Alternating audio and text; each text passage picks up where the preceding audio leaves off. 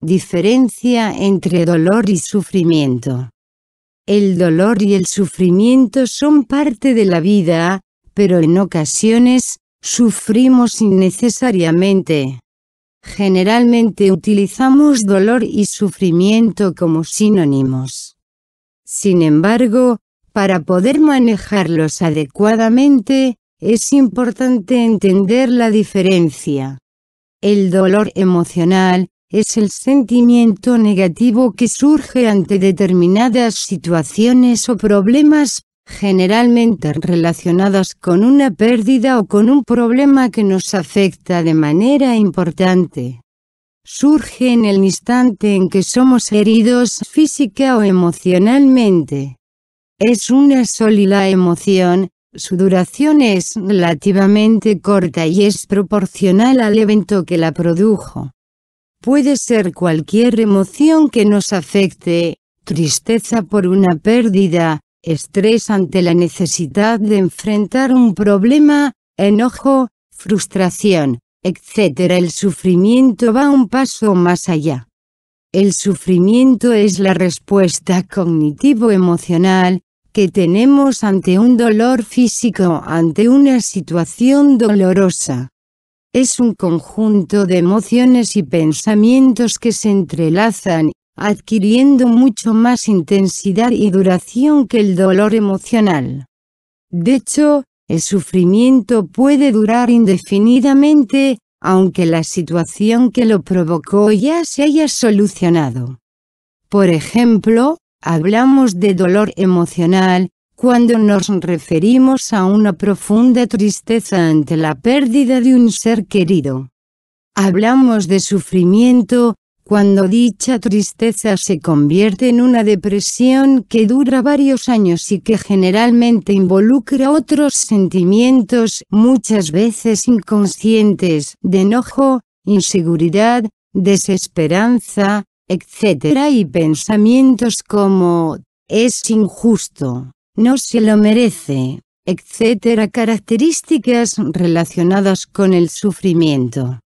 Cuando una persona sufre, presenta alguna de las siguientes características: cree que se va a enfrentar a un daño físico, psicológico o social importante, es decir, se siente amenazada. No acepta el dolor o la situación relacionada con el sufrimiento y se revela: ¿por qué a mí? No es justo, no debería ser así, etc. Se siente incapaz de hacerle frente, ya que está convencida de no tener los recursos necesarios para vencer la amenaza, solucionar el problema o acabar con el dolor de manera exitosa, por lo que se siente indefensa y vive un grado importante de incertidumbre. No sabe cuándo o cómo va a terminar su sufrimiento y en ocasiones piensa que esa situación va a durar por siempre. Cree que no lo va a poder soportar.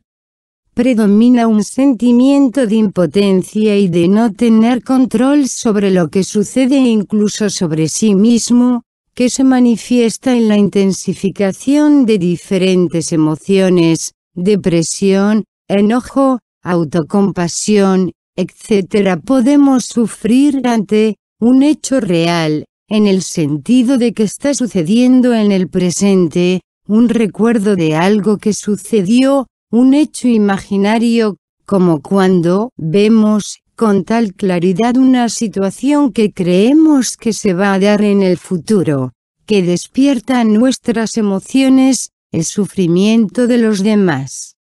Todos vivimos situaciones dolorosas, pero podemos vivir el dolor y trascenderlo, o podemos generar un gran sufrimiento, compuesto por una mezcla de emociones negativas intensas, que con frecuencia está causado o aumentado por nosotros mismos, por nuestra actitud ante el dolor o por el significado que le damos a este.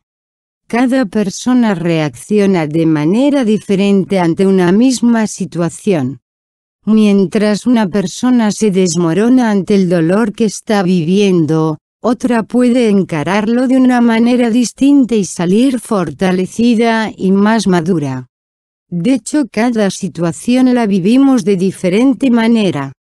La misma persona que reacciona bien en una ocasión, puede responder muy mal en otra. La intensidad y duración del dolor que sentimos y nuestra manera de reaccionar ante las situaciones dolorosas, no depende de la importancia de dicha situación. Dependen de nuestra personalidad, fortaleza afectiva, estado físico y emocional de ese momento, las experiencias vividas en el pasado, principalmente durante la niñez, nuestras creencias sobre nosotros mismos, el significado que le damos al dolor, el apoyo social que tenemos y nuestra capacidad para reconocer, aceptar y expresar nuestras emociones.